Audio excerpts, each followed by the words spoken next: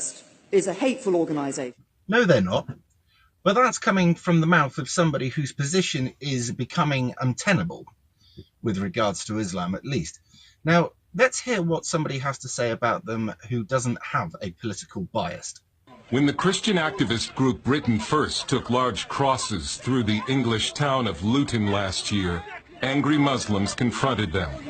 It seeks to spread division and mistrust among our communities. No, it doesn't. It stands in fundamental opposition to the values that we share as a nation, values of respect, tolerance, and, dare I say, just common British decency. No, it doesn't. And what the hell would you know about common British decency anyway? On the issue of radical Islam, British Muslims are peaceful and law-abiding people who have themselves been the subject of acts and the victims of acts of terror by the far right. There are those who conduct acts of terror in the name of Islam, but it is not in the name of Islam. Well, Theresa, we know you're the biggest cuck for Islam going, and that's C-U-C-K for people that have never heard that word before. But quite frankly, what you're saying is offensive. You'll always stand up for Islam, right?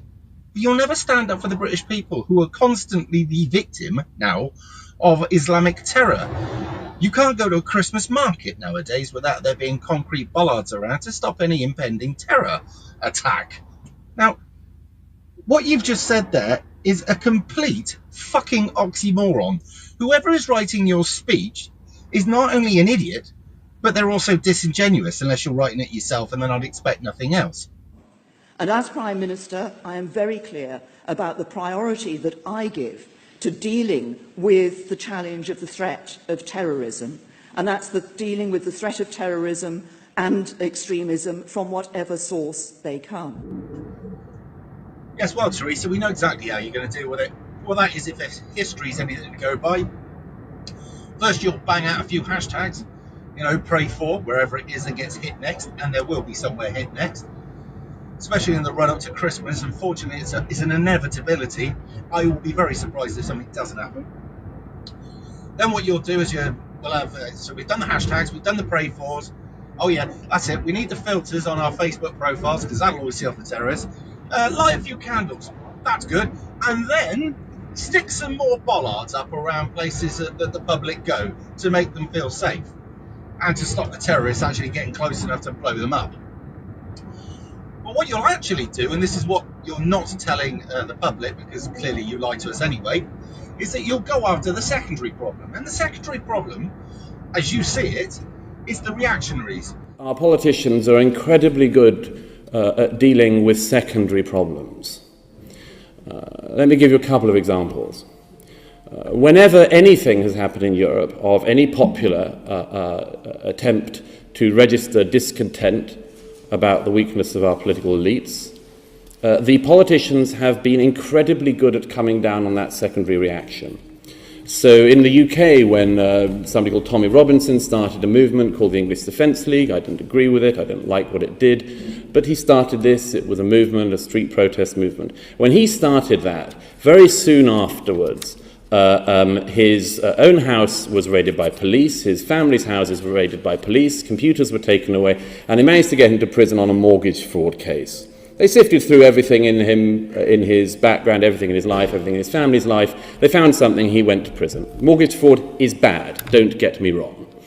But it seemed rather obvious to some of us that the reason he was in prison was not because of the mortgage fraud, but because he was a problem, and people, particularly our politicians, wanted that problem to go away. My point about this is, Tommy Robinson, the EDL, was a secondary symptom of a problem.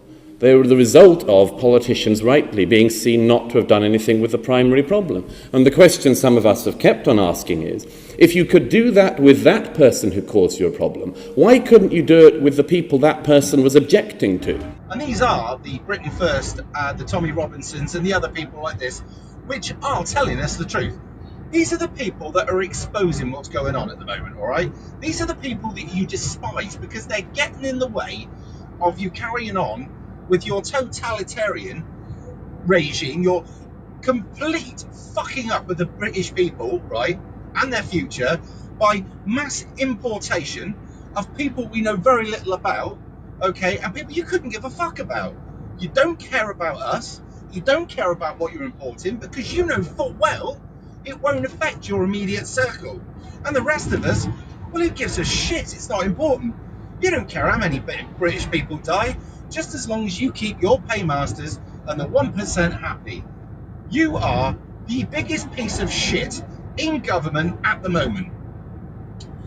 So, after you've tried to do people like Britain First, Tommy Robinson, and anybody else who tweets wrong thing for racial hatred, slurs, that sort of stuff, okay, that's the way you're going to deal with the problem, isn't it?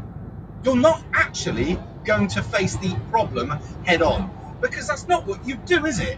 And also, it's not actually part of the plan, is it? I mean, God only knows how deep and dark your plans are, but we know they're not out for the best interests of the British people. You've only got to look at the way you've just engineered Brexit. I mean, people voted out, so what did you do? Made sure they stayed in.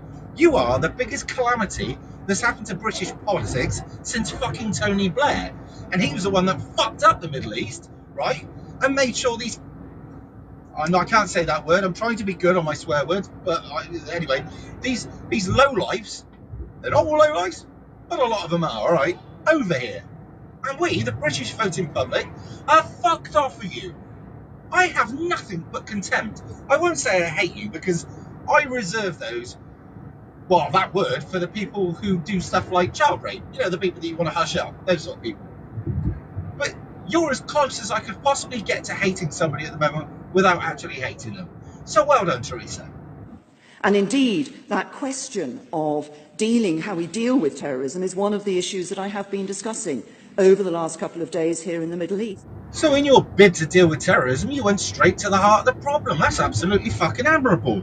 I mean, we all know that the terrorism that we're facing at the moment spawns from the Middle East.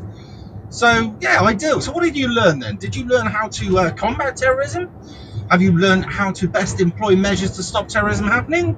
Or have you learned how to wear a hijab, smile at all the right people, and then how to ignore it best, so as not to offend everybody, or anybody, I should say, from Islam, and then basically you can carry on about your day? I would suggest that's probably nearer the case, wouldn't you? Yes. Anyway, over you. But the fact that we work together does not mean that we're afraid to say when we think the United States have got it wrong, and to be very clear with them. And I'm very clear that retweeting from Britain First was the wrong thing to do. Yes, naughty Donald, retweeting those things. I mean, fancy going ahead and showing exactly what the crux of the problem is, rather than lying and hiding the crux of the problem, like the British government do. I mean, you're not towing the line, Donald. You're not behaving in the way that us politicians do. You know, you're never going to be part of the club if you carry on like this. When are you going to toe the line, dear boy? I mean, who cares about these peasants anyway? Fuck's sake, Donald. You're making it difficult for us. Well, Theresa, the very fact that you just said that shows why you are not fit to be the leader of Britain, and why we need somebody who's a fuck sight more robust than you are. You are absolutely useless. You will lead this country into a fucking oblivion, all right? And then you'll wash your hands and sit in your gated community while the rest of us in the cheap seats suffer the consequences.